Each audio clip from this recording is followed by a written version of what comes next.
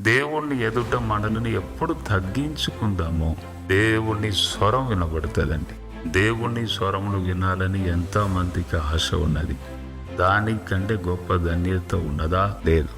నేను కూడా డీజెస్ దినకరన్ గారు అప్పుడు 91లో చేసిన ప్రసంగం, ఆ ప్రసంగమును విని మార్పు చెందాను.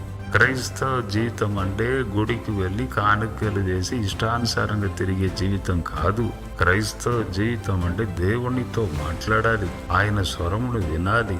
అదే క్రైస్తవ జీవితాన్ని మాట్లాడితే ఆ మాటలు నన్ను పట్టుకున్నవి.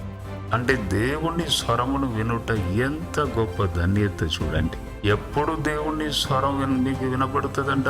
మీరు ఆయన ఎదుట తగ్గించుకున్నప్పుడు. యోగు ఎలా నేను నీచుడను తండ్రి, నేను మాట్లాడను, అప్పుడు దేవుడు మాట్లాడాడు. కాబట్టి దేవుని స్వరమును వినాలని మీకు ఆశ ఉన్నదా?